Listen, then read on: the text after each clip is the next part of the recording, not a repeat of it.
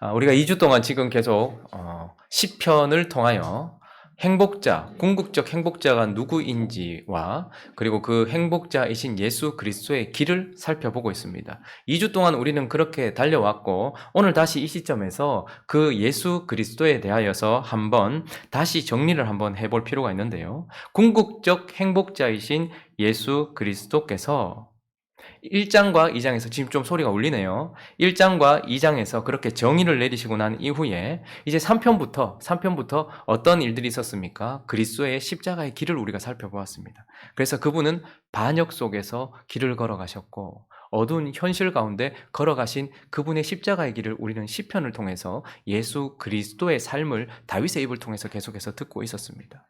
그분은 어두운 현실을 지나시면서 원수에게 둘러싸이셨고 그리고 그분은 하나님 앞에 징계와 책망을 받으셨을 뿐만 아니라 비방과 조롱을 당하시면서 십자가에 못 박히셨습니다. 우리가 이것을 2주 전에 살펴보았습니다. 그리고 우리는 지난주에 이제 그 십자가 위에서 문 라벤에 맞추어서 아들의 죽음에 맞추어 그 곡조에 맞추어서 십자가 위에서 죽어가시면서 그분이 부르셨던 노래를 또다시 다윗의 입을 통하여서 보았습니다. 십자가에서 그분은 내려오라라는 유혹을 받으셨지만 그러나 그 자리를 끝까지 지키신 우리 주 예수 그리스도. 의인을 보지 못하고 그 옆에 아무도 그의 편에 서지 못한 그런 외로움 속에서도 그 십자가에서 내려오지 않으신 예수 그리스도. 마침내 하나님께로부터도 침묵과 외면 속에서 그렇게 죽어가셨던 예수 그리스도. 그렇게 십자가에 못 박히신 그분이 십자가에서 죽으셨다라고 우리가 지난주까지 말씀을 나누었습니다. 그렇게 우리는 시편 16편에 도달했습니다. 그러면 이제 이 시편 16편의 처음 시작점에서 우리는 그 표절을 살펴볼 필요가 있습니다. 이런 십자가에 못 박히신 예수 그리스도, 그리고 우리는 심지어 그 십자가에서 죽으신 예수 그리스도라는 선포 이후에 이어지는 시편 16편의 시작점에 표절에 뭐라고 되어 있습니까? 뭐라고 되어 있습니까? 다윗의 믹담 이렇게 되어 있습니다. 이 믹탐이라는 이 단어를 어떻게 해석해야 되는지에 대한 많은 해석들이 분분하지만 그 가운데 이것은 색이다, 기록하다, 조각하다 이런 어원에서 나온 단어라고 보고 있습니다. 그러니까 다윗이 그의 삶 속에서 어딘가에 아마 사울을 피해서 다니던 굴에 꼭 새겨야 될 말이었을 수도 있고 궁극적으로는 자기 마음에 새겼겠죠. 자기 마음에 새겨진 이 상황 속에서 자기에게 새겨진 교훈이다라는 것이죠. 그러나 이 시편 전체가 예수 그리스도를 보여준다는 것을 우리는 알고 있습니다. 그러므로 결국은 다윗의 입을 통하여 사실은 예수 그리스도 안에 새겨진 그리고 예수 그리스도께서 새기신 교훈이 바로 시편 16편에 나오고 이 시편 16편은 그래서 그 앞에요.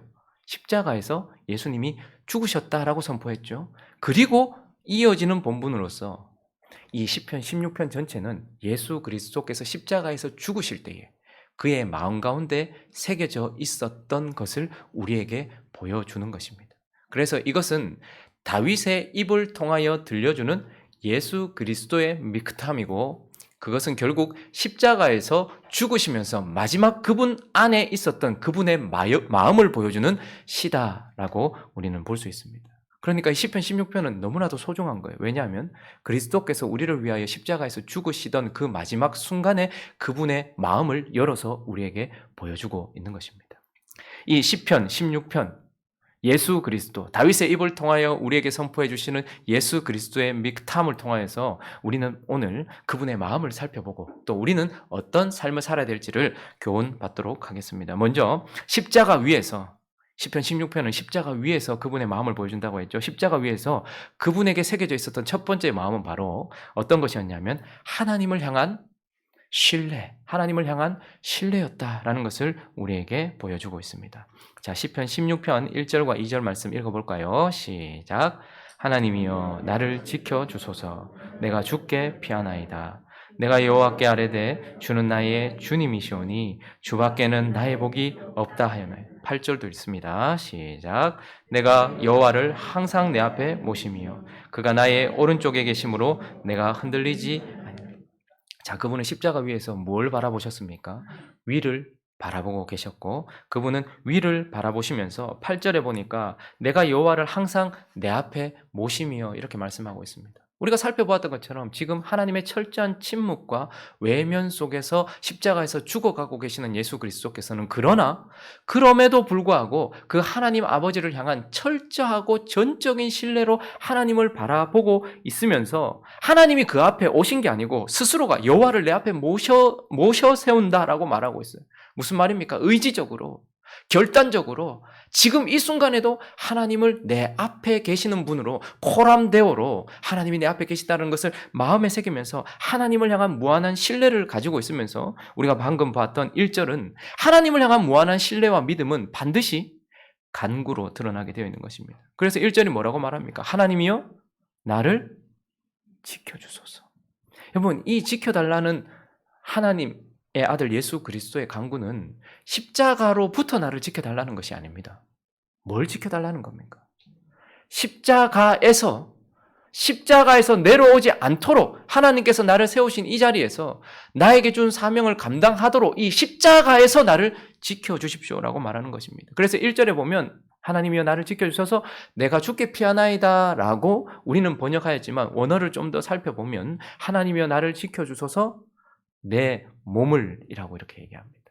나의 이 몸을, 그러니까 무슨 말입니까? 하나님께서 허락하신 그 십자가에서 이것을 감당할 수 있도록 내 육신적 필요를 채워달라는 것입니다. 그리고 2절은 이렇게 말하고 있습니다. 내가 여호와께 아뢰되 주는 나의 주님이시오니 주밖에는 나의 복이 없다 했나이다. 이걸 원어를 좀 더 살려서 해보면 나는 주님이 나의 주인이라고 고백하였는데 이 영혼의 고백을 끝까지 잡을 수 있도록 지켜주십시오. 여러분, 간구란, 여러분, 하나님께서 우리에게 기도하라고 말씀하셨는데 기도는 두 방향으로 결핍을 하나님께 요구하는 것입니다. 누가 기도하는가 하면 절대자를 인식한 피조물들이, 그리고 자신의 결핍을 인식한 피조물들이 영적인 필요를 느낄 때 하나님께 간구하는 것이요, 육적인 필요를 느낄 때 하나님께 간구하는 것, 이것이 기도입니다. 그런데 이 주님께서 지금 침묵과 외면 가운데 서 계시면서도 하나님을 내 앞에 모셔드리며 라고 말하면서 철저하게 어린아이처럼 하나님을 바라보시면서 그 죽어가던 그 순간 속에서도 하나님을 향하여서 어떻게 하고 있습니까? 이 십자가에서, 내가 십자가에서 내려오지 않도록 나의 육신을, 이 몸을 지켜주셔서 견딜 수 있도록 해달라는 거예요. 뿐만 아니라 내 마음이 하나님을 배신하지 않도록 내 영혼을 지켜주십시오라고 하나님께 간구하고 있는 것입니다. 그러니 십자가 위에서 죽으시던 예수 그리스도의 마음을 우리에게 활짝 열어서 보여줄 때에 그분의 마음속에는 먼저 하나님을 향한 전적인 신뢰와 믿음이 있으셨다라는 것을 우리가 볼 수 있는 것입니다.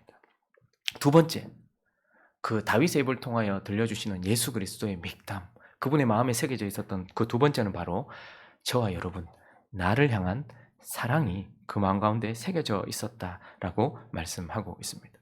3절 한번 읽어볼까요? 3절 있습니다. 시작. 땅에 있는 성도들은 존귀한 자들이니 나의 모든 즐거움이 그들에게. 16편은 아주 소중한 말씀입니다. 끊임없이 집에서 묵상하십시오. 그런데 그분이 그 십자가 위에서 꼴딱꼴딱 숨이 넘어가는, 우리와 똑같은 성정을 가지셨던 사람이 되신 예수 그리스도께서 죽으실 때에 하나님만 바라보고 계신 것이 아니라 3절은 뭐라고 말하고 있습니까? 땅에 있는 누구요? 성도. 그 영원하신 눈이 땅에 있는 버러지 같은 저와 여러분까지 그 영원한 눈이 우리를 바라보고 계시면서 이들은 존귀한 자들이다. 예수 그리스도에게. 그 죽어가시는 예수 그리스도에게는 존귀한 자들이라고 말씀하시면서 그분이 뭐라 말씀하십니까? 나의 모든 즐거움이 그들에게 있대. 주님께서 십자가의 마지막 숨을 거두시기 전에 그분은 하늘만 바라보신 것이 아니라 땅을 바라보셨고 그 땅에 있는 저와 여러분들을 바라보셨으며 저와 여러분들을 향해서 뭐라고 말씀하시는 겁니까? 이들은 존귀한 자다. 내 모든 즐거움이 그에게 있다. 이렇게 말합니다. 우리가 핸드폰이나 뭐 지갑이나 이런 데 보면 우리의 모든 즐거움이 있는 그것이 드러나게 돼 있어요. 뭐 핸드폰 뭐 카톡이나 이런 데 보면 뭐 프로필 사진이나 배경 화면에 보면 여러분들이 어떤 사진을 두고 있는가 보면 여러분들에게 있어서 모든 즐거움이 있는 것이 무엇인지를 압니다. 대부분 보면 가장 소중한 순간이 거기에 담겨 있어요. 그리고 내게 가장 소중한 것들이 거기에 담겨 있습니다. 여러분들의 프로필 사진에는 뭐가 있습니까? 남편, 뭐 혹은 자녀, 가족, 그리고 내가 소중하게 생각하는 문구, 그리고 내가 소중하게 생각했던 순간들이 거기에 담겨 있는 것이죠. 또 그렇다고 또 대부분이 그렇지만 그렇지 않은 사람도 있습니다. 그렇다고 내가 파스타보다 못하나 오늘 또 옆에 사람 보면서 그렇게 말씀하지 마시고 니는 니밖에 모르나 자기 사진 놔둔 분도 있을 거예요. 니는 니밖에 모르나 이렇게 하지 마시고 그러나 우리가 이런 상황 속에서 죽음 가운데 정말 마지막 순간이 되면 정말로 내 모든 즐거움이 있었던 그것에 집중되게 되어 있습니다. 전쟁 가운데 죽어갔던 많은 전사자들의 그 시체를 살펴보면 그들이 그 마지막 순간에 자기의 모든 즐거움이 있었던 것에 집중했던 흔적들이 있어요. 손에 사진이 있든지 아니면 가슴에 그 소중한 사람들을 추억할 수 있는 그 무엇을 지니고 있든지 그리고 재난 가운데서 마지막 순간을 맞아들이는 대부분의 사람들이 마지막 자기의 가장 즐거움이 있었던 그곳을 향하였다라는 것을 보여주는 받지 않는 전화 가운데서도 수십 통, 수백 통을 한 사람에게 전화를 해요. 그 사람에게 있어서 그 사람이 전부인 것이죠. 우리 주님이 마지막 숨이 넘어가는 그 순간에도 하나님을 향하여서 십자가에서 내 육신을 지켜주시고 내 마음을 지켜달라고 간구하던 그 간구 가운데서 이제 그 시선이 땅을 향하였고 그 영원한 눈이 성도들을 바라보고 지금 이곳에 있는 저와 여러분들을 바라보시면서 그분이 이들은 나의 모든 즐거움이 있는 자들이다 라고 말씀하시면서 십자가에서 죽으시던 그 순간 우리를 향한 나를 향한 사랑을 가지고 계셨다라고 우리에게 말씀하고 있는 것입니다. 또 한 가지 우리는 외적인 십자가 가운데서 보았던 외적인 모습이 아니라 다윗의 입을 통하여 말씀하고 계시는 예수 그리스도의 mik탐을 통하여서 이제 그분 안에 있었던 내적인 것이 무엇이었는지 그 세 번째는 바로 부활에 대한 소망을 가지고 있었다라는 것입니다. 하나님을 향한 믿음과 신뢰 그리고 우리를 향한 사랑뿐만 아니라 그분은 십자가에서 놀랍게도 소망 가운데서 죽어가고 계셨다라고 우리에게 분명하게 말씀하고 있습니다. 여러분 5절과 6절을 한번 보시겠습니까? 5절, 6절 읽어보겠습니다. 시작. 여호와는 나의 산업과 나의 잔의 소득이시니 나의 분깃을 지키시나이다. 내게 줄로 재어준 구역은 아름다운 곳에 있으며 나의 기업이 실로 아름다워. 그에겐 소망이 있었어요. 어떤 소망입니까? 자기의 잔과 산업의 소득, 그러니까 나의 분깃을 하나님께서 지켜주실 것이다. 그러면 다윗이 사울에게 쫓겨다닐 때 혹은 압살롬에게 반역을 당하여서 궁에서 나갈 때에 그의 마음속에 어떤 마음이 있었을까요? 이거 다 잃어버리지 않을까? 내가 다시 찾을 수 있을까? 내가 그래도 왕의 사위였는데 이렇게 40년 가까이 쫓겨다니면서 내가 다시 내 자리를 찾을 수 있을까? 백성들의 마음속에 나는 남아있을까? 내 모든 기업들과 산업들은 다 사라지지 않을까? 이런 생각이 들었지 않겠습니까? 그러나 예수 그리스도도 그랬겠죠. 하늘을 버리고 이 땅에 오셨고 자기 백성 가운데서 비참하게 죽어가고 있는 상황 속에서 내가 그냥 이대로 잊혀지지는 않을까? 그런 마음도 있었을 거라고 우리는 추측하지만 주님은 자신의 소득과 자신의 분깃을 하나님께서 지켜주실 것이고 주님에게 허락된 모든 아름다운 구역과 그의 기업을 하나님께서 지켜주실 것이란 소망이 있었단 말이죠. 그러나 이 소망보다 더 중요한 소망이 그분에게 있었는데 10절과 11절을 읽어보겠습니다. 10절, 11절 시작. 이는 주께서 내 영혼을 수월에 버리지 아니하시며 주의 거룩한 자를 멸망시키지 않으실 것임이니이다. 주께서 생명의 길을 내게 보이시리니 주의 앞에는 충만한 기쁨이 있고 주의 오른쪽에는 영원한 즐거움이. 여러분 지금 그가 이렇게 말하고 있습니다. 내 영혼을 수월에 버리지 아니하시며 주의 거룩한 자를 멸망시키지 썩지 않을 것이다 이렇게 말하고 있습니다. 많은 사람들이 구약에는 부활에 대한 증거가 없다 이렇게 얘기하는데 시편 16편은 신약 성도에게 있어서 사도들에게 있어서 부활 노래라고 불려집니다. 그래서 시편 16편은 부활을 가리키는 부활절 노래라고 우리에게 말해준단 말이죠. 사도행전 2장으로 한번 가볼까요? 사도행전 2장 25절부터 32절까지 한번 읽어보겠습니다. 자, 한번 읽어주시겠습니까? 시작.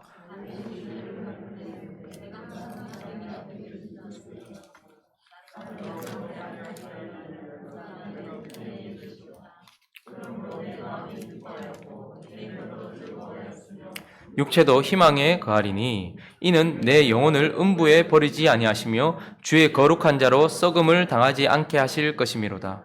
주께서 생명의 길을 내게 보이셨으니 주 앞에서 내게 기쁨이 충만하게 하시리로다 하였으므로 형제들아 내가 조상 다윗에 대하여 담대히 말할 수 있노니 다윗이 죽어 장사되어 그 묘가 오늘까지 우리 중에 있도다. 그는 선지자라. 하나님이 이미 맹세하사 그 자손 중에서 한 사람을 그 위에 앉게 하리라 하심을 알고 미리 본고로 그리스도의 부활을 말하되 그가 음부의 버림이 되지 않고 그의 육신이 썩음을 당하지 아니하리라 하더니 여기까지만 읽겠습니다. 이 예수를 라고 이렇게 얘기하고 살리신지라 라고 이 말씀을 하고 있습니다. 사도행전 2장은 지금 베드로가 유대인의 사도라고 할 수 있는 베드로가 예수 그리스도를 증언하면서 그분이 부활하셨다라는 것을 살아계신 그분을 사진 찍어서 보여주는 것이 아니라 시편 16편을 가지고서 뭐라고 말하는 거예요. 그렇게 예언되었던 것처럼 예수님이 부활하셨다라고 선포하고 있는데 쓰여지고 있는 것입니다. 그러니까 지금 이 말을 시편 16편이 다윗의 믹담이지 않느냐. 그런데 우리가 잘 알지 않느냐. 우리가 담대하게 말할 수 있는데 다윗은 썩었다. 무덤에 들어가서 죽었고 이미 썩어서 없어졌다. 그런데 그가 도대체 누구를 얘기하는 것이냐? 결국 그는 선지자라. 미리 본고로 그 입을 통하여서 하나님이 예수 그리스도께서 죽음에도 불구하고 무덤에서 썩음을 당하지 않고 부활할 것이라는 것을 그가 예수 그리스도께서 다윗의 입을 통하여 말했다라고 말씀하면서 그분은 시편 16편을 통하여서 십자가에 죽어가시던 그 순간에도 부활을 소망하고 있었다라고 지금 증언하고 있는 장면이 바로 이것이라는 것입니다. 사도행전 13장도 가보실까요? 34절부터 37절.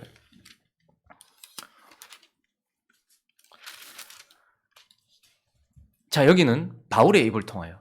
자, 베드로는 유대인의 사도였습니다. 자, 그런데 이제 이방인의 사도. 그러니까 온 민족의 사도들이 지금 어떻게 표현하고 있는가 또 읽어봅니다. 시작.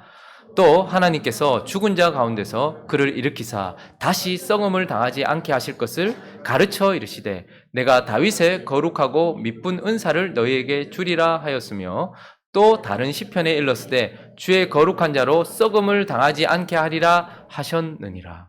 다윗은 당시에 하나님의 뜻을 따라 섬기다가 잠들어 그 조상들과 함께 묻혀 썩음을 당하였으되 하나님께서 살리신 이는 썩음을 당하지 아니하였나니. 지금 누구를 이야기하고 있다고 바울도 얘기하고 있습니까? 그리스도의 부활을 말씀을 통하여, 특별히 시편 16편 우리가 살펴보고 있는 이 말씀을 통하여서 그리스도의 부활을 바라보고 있는 것입니다. 자, 그러니까 예수님은 십자가에서 죽으실 때에 하나님을 향한 무한한 신뢰와 우리를 향한 끝없는 사랑뿐만 아니라 그분은 비참하게 절망 가운데서 죽으시지 않으셨다라고 말하고 있어요. 우리는 예수님께서 흘리신 눈물과 피와 그리고 그분의 모든 물, 이것들만 바라보면서 예수님이 정말 비참하게 죽으셨다. 우리가 흔히 보았던 패션 오브 크라이스트라든지 이런 것들을 통하여서 우리는 고난주간을 당할 때 예수님이 받으셨던 외적인 십자가만 바라보면서 예수님이 얼마나 고통당하셨는지 집중하려고 하고 그것에 대하여 하나님이 얼마나 절망 가운데서도 우리를 놓지 않으셨는지에 대해서 생각하려고 합니다. 그러나 우리가 기억해야 될 것은 십자가에 대한 관점이 바뀌어져야 돼요. 예수님께서 십자가에서 어떻게 돌아가셨는지를 바르게 바라봐야 되는 이유는 무엇이냐면 그분이 십자가에서 어떤 마음으로 돌아가셨는지를 보는 그분의 십자가에 대한 관점이 내게 돌아오는 십자가에 대한 관점도 결정하기 때문에 그렇습니다. 예수님께서 십자가에서 비참하게 절망 가운데서 돌아가셨다라고 생각하는 자들은 자기에게 오는 십자가도 그렇게 바라보는 것이죠. 그러나 주님은 십자가에서 사랑으로 펄펄 끓는 가운데서 소망 가운데 돌아가셨다라고 우리에게 말씀하고 있습니다. 아브라함이 아들을 바칠 때에 우리 히브리서 11장을 한번 가볼까요? 17절부터 19절까지 있는데 먼저 여러분 우리가 보통 설교자들을 통해서 아브라함이 가장 큰 시험, 그러니까 아브라함의 인생에 있어서 십자가와 같은 순간에 아브라함이 이삭을 바쳐야 되는 그 순간 말입니다. 그 순간에 아브라함이 3일 길 걸어갈 때 얼마나 힘들었겠나.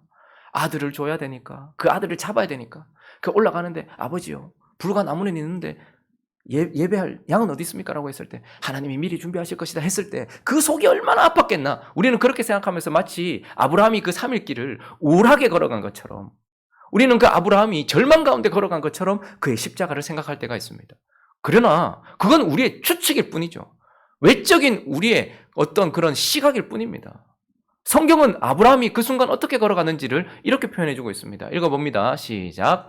아브라함은 시험을 받을 때에 믿음으로 이삭을 드렸으니 그는 약속들을 받은 자로되 그 외아들을 드렸느니라. 그에게 이미 말씀하시기를 내 자손이라 칭할 자는 이삭으로 말미암음이라 하셨으니 그가 하나님이 능히 이삭을 죽은 자 가운데서 다시 살리실 줄로 생각한지라 비유컨대 그를 죽은 자 가운데서 도로 받은 것이니라. 아브라함이 그 길을 걸어갈 때 절망 가운데 걸어갔다고 말하지 않고 부활 소망을 가지고 걸어갔다라고 말하고 있어요. 아브라함이 이삭을 결박하여서 거기서 잡으려고 했던 순간에도 아브라함의 마음에는 소망으로 가득 찼다는 말입니다. 예수 그리스도도 마찬가지입니다. 우리가 예수 그리스도의 십자가를 바라보면서 외적인 모습을 바라볼 때는 절망 가운데 비참하게 죽으신 것처럼 생각을 하지만 그러나 우리에게 하나님은 하나님의 백성들에게 이 다윗의 입을 통하여서 그리스도의 미크담을 우리에게 열어 보여주시면서 그분의 마음속에는 절망이 아니라 소망으로 가득 찼다라고 우리에게 말씀하고 있는 것입니다. 이것이 왜 그렇게 중요하다고요? 우리도 십자가 지고 가는 사람들이거든요. 그분의 십자가를 소망으로가 아니라 절망으로 바라보는 자들은 우리에게 허락되어지는 그 십자가를 우리도 절망처럼 느끼게 된단 말입니다. 그러나 주님이 어떤 마음으로 십자가를 지고 그 위에 계셨는지를 우리가 시각을 바꾸어 본다면 우리에게 오는 십자가도 그렇게 달라질 수 있기 때문이라는 거예요. 주님은 그 순간 하나님을 향한 무한한 신뢰로 그분만을 의지하면서 신포도주도 받지 않으셨습니다. 무한한 신뢰로 그리고 영원한 우리를 바라보면서 우리를 향한 펄펄 끓는 사랑으로 그리고 내일 그 내일을 바라보시면서 소망으로 가득 찬 상황 속에서 십자가에서 죽으셨어요. 그런데 그것뿐입니까? 놀랍게도 오늘 이 다윗의 입을 통해 들려주시는 그리스도에게 새겨진 그분의 마음을 열어서 보여주는데 한 가지가 더 있습니다. 무엇이냐면 십자가에 대한 기쁨이었습니다. 주님이 기쁨 가운데서 십자가에서 죽으셨다라고 말씀하고 있습니다. 9절 확인해 보죠. 9절 있습니다. 시작. 이러므로 나의 마음이 기쁘고 나의 영도 즐거워하며 내 육체도 아니야. 보이십니까? 이러므로 나의 마음이 십자가 위에서 지금 16편의 십자가 위에서 예수 그리스도의 마음을 우리에게 보여주는 거예요. 그의 마음이 어땠다고 말합니까? 기뻤다. 나의 영도 어땠대요? 즐거웠다라고 말하고 있습니다. 주님은 그 가운데서 기쁨으로 십자가 위에서 죽어가고 계셨다라고 말씀하고 계시는 것입니다. 근데 어떻게 기쁘실 수가 있으셨을까요? 무엇이 그분이 십자가 위에서도 기쁘도록 하셨을까요? 물론 그분이 부활할 것이라는 소망도 그를 기쁘게 했을 것이고 그에게 아무것도 잃어버릴 것이 없게 하나님께서 지켜주실 것이라는 기쁨도 있었을 거예요. 그러나 무엇보다 그분을 기쁘게 했는 것은 무엇이었을까요? 여러분 제가 요즘에 이렇게 드라마를 보는 것 중에 은혜 받는 드라마 하나 있습니다. 그 슬기로운 의사생활이라는 드라마 혹시 보십니까? 네, 아유 감사합니다. 맨날 드라마 얘기를 하면 아무도 안 보시는 것처럼 얘기해 주셔가지고 근데 그냥 이렇게 흘려봐요. 뭐 일주일에 딱 한 번 하더라고요. 목요일에 한 번 하는데 본방은 못 보고 한 번 시간 있을 때마다 이렇게 보는데요. 몇 편이었는지 잘 기억은 안 나는데 그냥 이렇게 지나가다가 보게 됐어요. 근데 한 어르신이죠. 중년을 훨씬 넘긴 어르신이 막 간호사와 의사에게 막 화를 내는 거예요. 장면에서. 뭐 병원에 가면 그런 분들 많잖아요. 근데 그분이 화를 냈던 이유는 수술을 시켜달라고 화를 내는 거예요. 무슨 수술을 시켜달라고 하면 간 이식 수술을 시켜달라고 화를 내는 거예요. 내 간을 떼서 줄 수 있도록 수술을 해달라는 거예요. 내가 내 간 주겠다는데 왜 수술할 수 있게 해달라라고 막 얘기를 하는 거예요. 근데 그 간을 받으려고 하는 사람이 누구냐면 그 사람의 딸이에요. 딸이 간에 큰 손상을 입어서 지금 이식밖에는 어떤 방법이 없는 상황이었어요. 죽어가고 있는 상황이었죠. 그런데 말립니다. 말리니까 더 화를 내는 거예요. 내가 내 간을 떼겠다는데 왜? 라고 얘기를 해요. 그 의사 이제 조정석 맞죠? 그 익준 씨가 탁 차분하게 얘기를 합니다. 어르신 이런 경우에는 줄 수가 없다. 지금 현재는. 왜냐하면 지금 어르신은 연세도 많고 그리고 건강도 지금 이렇게 너무 이렇게 비대하셔서 건강도 별로 좋지 않아서 간에 지방이 많을 거다. 그러니까 이런 간을 주면 오히려 딸의 더 생명을 위협한다. 그러니까 좀 기다려보자. 혹시 간 기증자가 나올 수 있으니까 그때까지 기다려보고 다음을 생각하자라고 이야기를 했어요. 그리고 나서 이제 시간이 지나는데 간 기증자가 나타나지 않죠. 그게 쉽습니까? 그런데 이 아버지가 보호자가 보이지 않는 거예요. 딸이 죽어가는데. 그래서 어쨌든 보호자에게 연락을 해서 빨리 처리를 해야 되는데 보이지 않는 거예요. 근데 이 익준이가 그렇게 얘기해. 안 올 거다. 내가 10년 넘게 의사 생활하면서 이런 경우를 많이 경험했는데 처음에 그렇게 간을 주려고 했지만 시간이 지나고 이성이 자기를 주관하기 시작하면 못 준다. 그래서 아마 미안해서라도 안 올 거다. 이렇게 이제 생각을 하고 있었어요. 근데 한 2주쯤 지났어요. 그런데 깜짝 놀래요. 장면에서. 깜짝 놀라는데 그 보호자가 나타난 거예요. 그런데 못 알아볼 정도의 모습으로 다른 사람이 되어서 돌아왔어요. 그러면서 이 의사에게 말합니다. 내가 2주 동안 살을 8kg를 뺐습니다. 근데 그냥 다이어트해서 뺀 게 아니고 점검 받아가면서 좋은 거 먹어가면서 뺐다. 그래서 내 간이 좀 건강해질 수도 있을 거다. 그리고 더 빼라고 하면 내가 더 빼겠다. 그러니까 내 간을 딸에게 줄 수 있도록 제발 도와달라. 이렇게 얘기하는데 그 의사가 감동을 받죠. 이런 경우 원칙적으로는 되지 않지만 한번 해봅시다. 이렇게 답을 줍니다. 근데 그 순간에 아버지가 웃습니다. 자기의 간을 떼주다가 자기가 죽을 수도 있어요. 그럼에도 불구하고 네 간을 가지고서 네 딸을 살려보자 라고 했을 때 자기가 그것을 줄 수 있는 상황이 되고 자기의 생명을 딸에게 줄 수 있는 상황이 되었을 때 그분이 웃습니다. 우리 주님께서 왜 십자가 위에서 기뻐하셨을까요? 우리를 살릴 수 있는 생명을 이식할 수 있는 유일한 존재는 하나님이십니다. 근데 그 하나님이 우리를 살리기 위해서는 피를 흘려 우리의 죄를 속죄해야 되고 물을 쏟아 우리를 씻어야 되는데 그분이 그렇게 올 수 있습니까?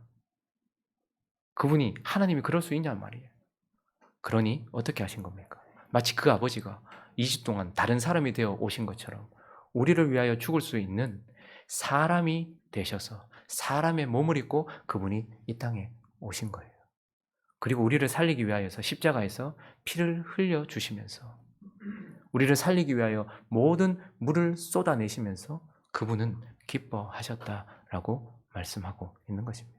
우리는 예수 그리스도의 죽음과 십자가를 연약함으로 보는 경우가 많이 있습니다. 그러나 예수 그리스도의 십자가는 가장 강한 능력입니다. 왜요? 누구도 우리를 위하여 죽어줄 수 없습니다. 오히려 우리가 연약한 것입니다. 저는 제 아들과 제 딸들과 제 아내를 사랑합니다. 그래서 생명이 위독할 때에 제가 제 생명이라도 줄 만큼 생각할 수 있어요. 그러나 그 영원한 생명을 저는 줄 수 있는 능력이 전혀 없습니다. 저의 죽음은 그저 비참한 죽음일 뿐이지 누군가를 살릴 수 있는 능력이 없단 말입니다. 그러나 예수 그리스도의 죽음은 능력이란 말입니다.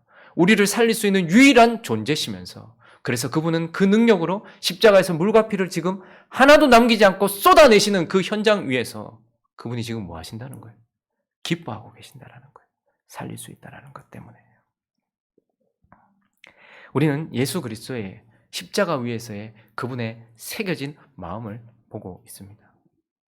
하나님을 향한 무한한 신뢰와 우리를 향한 사랑 그리고 부활에 대한 소망 가운데서 기쁨으로 그분은 십자가에서 숨을 거두셨다라고 말씀하고 있는 것입니다. 그러니 외적으로 보던 십자가를 해석할 것이 아니라 시편 16편을 통하여 그분이 보여주시는 미크탐을 통하여서 십자가를 바라보는 저와 여러분 되시기를 예수 그리스도의 이름으로 축원합니다. 그런데 그분의 십자가에 대한 교훈이 우리와 무슨 연관이 있냐는 거예요. 예수 그리스도께서 그분의 십자가의 고통과 그리고 거기에서 경험하셨던 그분의 마음을 다윗의 입을 통하여 말씀하셨다는 것은 참으로 의미가 있습니다. 왜냐하면 다윗의 어느 지점에서 지금 이런 말들을 쏟아내는 그 순간은 예수님이 십자가에서 받으신 고난과 같은 의미의 시간이었다라는 것 아니겠습니까? 아마 다윗이 이런 순간들, 이런 고백들을 쏟아내는 순간은 예수 그리스도께서 십자가에서 경험하셨던 그 경험과 비슷한 영적인 의미를 가지고 있는 시간 아니었겠습니까? 대부분 다윗은 압살롬에게 쫓겨다닐 때에 이런 고백을 쏟아냅니다. 그리고 사울에게 쫓겨다닐 때에 이런 고백을 쏟아냅니다. 그렇다면 다윗의 시간 속에 그가 사울과 압살롬에게 도망다니던 그때는 바로 예수 그리스도의 십자가와 같은 시간이었다라는 것을 보여주는 것이죠. 그러면 동일하게 우리에게도 일상이 주어져 있는 저와 여러분에게도 어느 순간 우리의 삶 속에도 그리스도의 십자가와 같은 영적인 의미를 가진 시간이 우리에게 분명히 있을 것 아니겠습니까? 우리에게도 이와 같은 십자가의 시간들이 있을 것 아니겠습니까? 그래서 우리는 이 16편에 그분의 십자가를 대하는 마음을 통하여서 우리에게 다가온 십자가를 어떻게 대해야 될지를 교훈받아야 되는 것입니다. 다윗이 사울에게 쫓겨다니면서 압살롬에게 반역을 당했을 때에 그리스도와 같은 방식으로 십자가를 대했던 것처럼 우리 또한 그렇게 되어야 되지 않겠냐라는 것입니다. 그래서 우리는 그러면 우리에게 주어진 십자가 앞에서 어떻게 해야 하는가? 우리는 어떻게 해야 되는가? 십자가 위에서 나는 그러면 어떻게 해야 하는가? 동일한 대지를 고스란히 우리에게 적용시키면 되는 것입니다. 첫 번째는 무엇입니까? 십자가가 허락된 그 시간에 예수께서 그러하셨듯이 다윗이 그러했던 것처럼 우리 또한 하나님을 향한 신뢰를 가지고 나가야 되는 것입니다. 1절을 다시 한번 읽어보죠. 1절 있습니다. 시작. 하나님이여 나를 지켜주소서. 내가 주께 피하나이다. 2절도요. 내가 여호와께 아뢰되 주는 나의 주님이시오니 주밖에는 나의 복이 없다 하였나이다. 8절도요. 내가 여호와를 항상 내 앞에 모심이요 그가 나의 오른쪽에 계심으로 내가 흔들리지 아니하리로다. 무엇입니까? 우리도 십자가의 시간이 허락될 때에 하나님이 내 앞에 오시는 게 아니라 내가 하나님을 내 앞으로 모시는 하나님을 향한 전적인 신뢰를 가지고 십자가 앞에 서야 되고 그때에 우리 또한 십자가를 피하게 해달라고 내 몸을 지켜달라고 하는 것이 아니라 여러분 건강의 어려움 십자가라는 시간이 각자 삶에 다를 겁니다. 사울에게 쫓겨다니던 압살롬에게 반역당했던 다윗처럼 어쩌면 우리에게도 경제적인 어려움을 통해서도 십자가가 올 수도 있을 것이고 옆에 있는 사람들을 통해서도 올 수 있을 것이고 내 몸의 건강의 문제 때문에 십자가와 같은 시간이 올 수도 있을 거란 말이죠. 그때에 우리가 강구해야 될 것은 그분을 향한 무한한 신뢰를 가지고서 어떻게 해야 되는 겁니까? 내 몸이 십자가를 견딜 수 있게 해달라고. 내 육체가 십자가를 견딜 수 있게 해달라고. 붙들어 달라고 하나님께 기도해야 됩니다. 자녀를 붙들고서 혹은 배우자를 붙들고서 혹은 아픈 자를 붙들고서 혹은 아픈 나를 붙들고서 그렇게 십자가의 길을 걸을 때에 우리가 간구해야 되는 것은 하나님, 내가 이 십자가를 견딜 수 있도록 내 몸을 붙들어 주십시오 라고 하나님께 간구하면서 나가야 되는 것이죠. 뿐만 아니라 십자가에서 내 영혼을 지켜달라고 내 영적인 필요를 놓고서 하나님께 간구하면서 십자가를 지나가시는 저와 여러분 되시기를 예수 그리스도 이름으로 축원합니다. 또 우리에게 무엇이 필요할까요? 하나님은 나를 향한 사랑으로 십자가 위에서 숨을 거두셨습니다. 그러면 우리가 십자가의 시간을 걸을 때 우리는 어떻게 해야 될까요? 주를 향한 사랑으로. 3절을 주님이 우리에게 이렇게 고백하셨죠. 3절을 한번 읽어볼까요?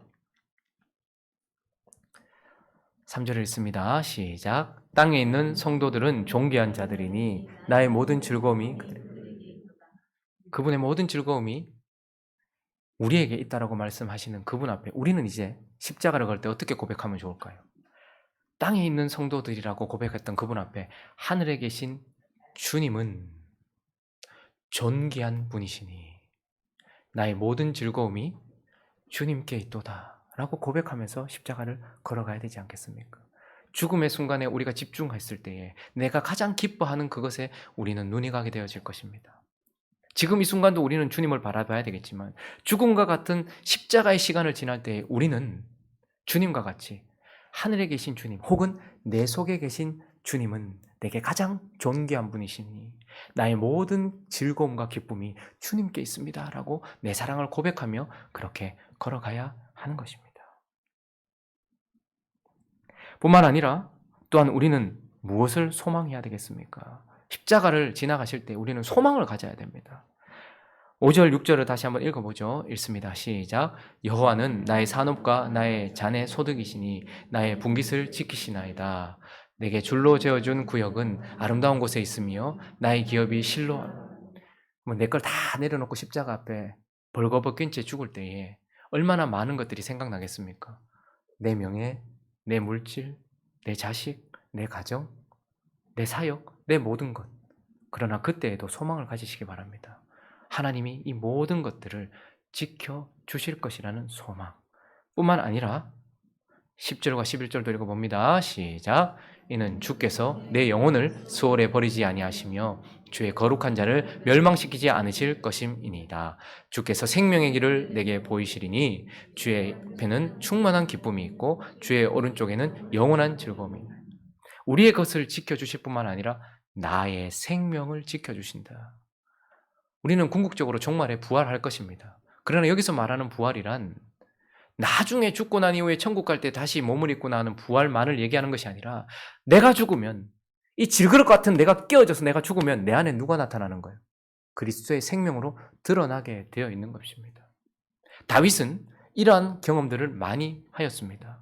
그가 부활과 같은 예수 그리스도께서 부활하셨을 때에 누리셨던 그 영광과 같은 영광을 누린 순간이 언제였냐면 사울의 손에서 벗어났을 때였어요. 그때 다윗은 부활의 기쁨을 누렸습니다. 그리고 압살롬의 반역에서 모든 것이 제자리로 돌아왔을 때 그는 부활의 기쁨을 누렸습니다. 우리도 마찬가지입니다. 내게 허락되어진 십자가의 순간 앞에서 나 자신을 하나님께 드려 나의 죽음을 하나님 앞에 선포한다면 주님은 새 생명으로 나를 그 순간에 거기서 드러나게 하실 것이라는 소망. 내게 주어진 그 십자가의 죽음과 같은 순간에 내가 죽으면 주님이 내게 생명으로 드러나게 하실 것이라는 그 부활의 소망을 가지고서. 그래서 우리는 세상의 것을 그 순간 내려놓을 수 있는 거예요. 다윗이 왜 궁에서 나갈 수 있었겠습니까? 왜 다윗이 그 칼로 사울의 목이 아니라 그 옷자락만 베었겠습니까? 그에게 주신 생명으로 그는 아무것도 잃어버리지 않을 뿐만 아니라 그를 아무도 손대지 못하는 부활 생명으로 살게 하실 것이라는 것을 믿었기 때문 아니겠습니까? 저와 여러분도 이런 부활, 하나님이 주시는 생명으로 드러날 것이라는 믿는 부활 소망으로 우리의 십자가를 지나가는 저와 여러분 되시기를 예수 그리스도의 이름으로 축원합니다. 마지막으로 한 가지 더, 예수 그리스도의 십자가처럼 우리는 어떻게 해요? 십자가에 대한 기쁨이 있어야 됩니다. 그리스도의 십자가는 십자가, 그분의 십자가입니다. 그러나 우리는 각자 몫에 태인 십자가가 있습니다. 그런데 그 십자가를 질 때에 주님이 그러하셨던 것처럼 우리도 같은 기쁨을 가지고, 고통이 어찌 기쁨일 수 있겠냐마는, 그러나 주님이 그러하셨던 것처럼 우리가 주를 향한 사랑으로 그렇게 나아갈 때에 내가 나 자신을 하나님께 드릴 수 있다. 하나님이, 그의 아들이 우리를 살릴 수 있는 유일하신 그분이 우리에게 생명을 줄 수 있다는 것이 기쁨이었던 것처럼, 그래서 그분이 몸을 입으신 것처럼 이제 우리가, 이 더럽고 추악한 우리가 하나님께 뭔가를 드릴 수 있는 존재가 되었다는 것이 기쁨이 되는 저와 여러분 되시기를 예수 그리스도의 이름으로 축원합니다. 그분이 몸을 입으셔서 우리에게 자신을 줄 수 있었던 것처럼 이제 우리는 성령으로 덧입어서 우리 자신을, 더럽고 추악한 우리 자신을 하나님께 드릴 수 있는 유일한 존재가 되었단 말입니다. 우리가 어찌 우리 것을 대통령에게 줘보십시오. 우리 것을 옆집 사람에게 줘보십시오. 누가 그걸 받을 만한 것이 되겠습니까? 그러나 이 더럽고 추악한 우리의 모든 것들을 받아주시는 그분 앞에 내가 드릴 수 있는 존재가 되었다는 것이 기쁨이 되는 저와 여러분. 사도들이 그리하였습니다. 사도행전 5장 한번 볼까요? 41절. 이건 과장이 아니라 사실입니다. 읽습니다. 시작. 사도들은 그 이름을 위하여 능력받는 일에 합당한 자로 여기심을 기뻐하면서 공회 앞을 떠나니라. 지금 사도들이 얻어맞고 너 더 이상 입 띄지 마 이렇게 협박당하고 나가는 순간인데, 그런데 그들에게는 이 순간이 십자가였겠죠. 근데 그 순간에 그들 마음속에 뭐가 있었다고요? 능력받는 일에, 무엇에? 그 이름을 위하여 주님께 나를 드릴 수 있는 자가 되었다라는 것을 기뻐하면서 공회 앞을 떠났다라고 말하고 있는 것이죠. 그러니 사도들은 그 매 앞에서 절망이 있었던 것이 아니라, 슬픔이 있었던 것이 아니라 기쁨이 있었다라고 말하고 있습니다. 바울도 이렇게 말합니다. 골로새서 1장 24절입니다. 읽습니다. 시작. 나는 이제 너희를 위하여 받는 괴로움을 기뻐하고 그리스도의 남은 고난을 그의 몸된 교회를 위하여 내 육체에. 바울이 어쩔 수 없어서 간 것이 아니에요. 사람이 중독된 사람들을 보면요, 그걸 하면 나쁘다는 것도 알고 이게 뭐 그렇게 좋지 않다는 것도 알면서도 가는 것은 그 순간 뇌에서 도파민이나 이런 기쁨을 유발하는 어떤 신경 전달 물질이 분비되기 때문이거든요. 그런데 존재가 바뀐 우리에게 있어서 그리스도를 위하여, 그리고 그리스도께서 사랑하시는 교회와 성도들을 위하여 고난당할 때에 우리 안에 무엇이 나타난다고 말합니까? 기쁨이라는 것이 나타난다고 말해요. 그래서 그분의 남은 고통과 고난을 내 육체에 채울 수 있어서 나는 기쁘다, 이렇게 말씀하고 있는 것입니다. 우리가 우리 몫에 태인 십자가를, 그리고 그 시간을 걸어갈 때에 우리 또한 그러한 주님과 같은 마음과 주님과 같은 자세로 걸어가야 된다는 것을 이 시간에 우리 마음 가운데 새기시는 저와 여러분 되시기를 예수 그리스도 이름으로 축원합니다. 우리 말씀을 정리하면서 믹탐이라는 단어는 아까 전에 색이다, 조각하다 이런 뜻이라고 했죠. 그런데 또 이 믹탐이라는 단어가 의견이 분분하다고 했지 않습니까? 그래서 금 이런 뜻이 있어요. 주옥 이런 뜻이 있어요. 그러니까 유대인들은 이 시편, 다윗의 믹탐이라는 이 시를 황금의 시, 주옥 같은 시 이렇게 말하기도 합니다. 자, 왜 이것이 황금의 시요, 주옥 같은 아름다운 시입니까? 바로 예수 그리스도께서 마지막 이 땅에서 숨을 거두시기 전에 그분 안에 새겨졌던 그분의 마음을 보여주기 때문에 그것은 믹탐일 겁니다. 황금의 시, 그리고 주옥 같은 시. 그러나 또 그것이 황금의 시인 이유는 또 무엇입니까? 십자가를 바라보는 우리의 시각을 바꿀 수 있기 때문에 그럴 것입니다. 십자가는 고통이요, 고난이요, 절망이요, 절규요, 이렇게 바라보았던 우리의 시각을 십자가는 믿음이요, 사랑이요, 소망이요, 기쁨이라고 바라볼 수 있도록 우리의 시각을 바꿔줄 수 있기 때문에 이것은 바로 황금의 시일 것입니다. 그리고 또 한 가지는요, 시각만 바꾸는 것이 아니라 그 십자가를 대하는 우리의 자세도 바꾸게 되기 때문일 것입니다. 그리스도와 같이 이 십자가를 진다라는 그 자세가 바뀌어질 것이기 때문에 그렇습니다. 만약에 우리의 몫에 태워진 이 십자가를 사울의 소나기에서, 압살롬의 소나기에서 이 시간을 지나가던 다윗이 예수 그리스도와 같은 모습으로, 같은 마음으로 십자가를 지나지 않았다면 이건 단순히 그냥 잔인한 고문일 뿐입니다. 십자가는 잔인한 형벌일 뿐이에요. 잔인한 살인일 뿐입니다. 우리도 마찬가지겠죠. 그리스도와 같은 마음으로 사랑과 믿음과 사랑과 소망과 기쁨으로 십자가를 지나지 않는다면 우리에게도 이 십자가는 그저 잔인한 고통일 뿐인 것입니다. 그러나 이것을 그리스도께서 그러하셨던 것처럼 온전히 하나님을 향한 믿음과, 그리고 주를 향한 사랑과, 그리고 부활에 대한 소망과, 그리고 주께 나를 드릴 수 있다는 기쁨으로 십자가를 지나간다면 이것은 아름다운 예배가 되어지는 것입니다.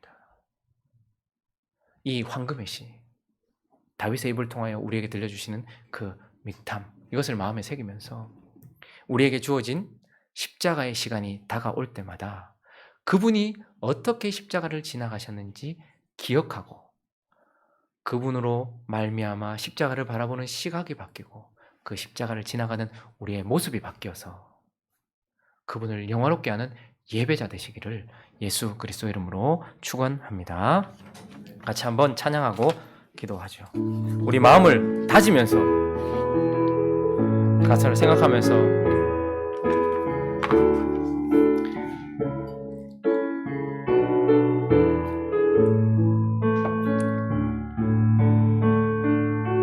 모든 상황 속에서 주를 찬양할지라. 주는 너의 큰 상급, 큰 도움이시라. 주의 얼굴 구할 때 주의 영을 부으사 크신 사랑 안에서 주를 보게 하소서.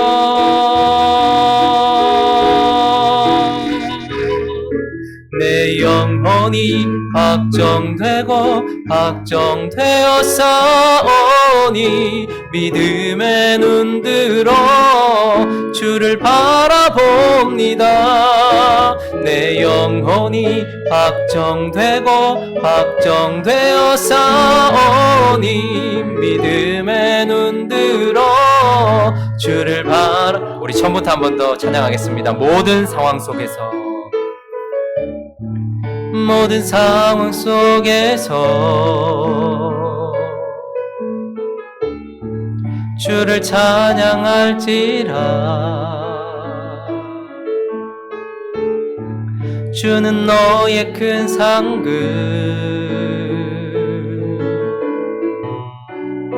큰 도움이시라. 주의 얼굴 구할 때 주의 영을 부으사 크신 사랑 안에서 주를 보게 하소서.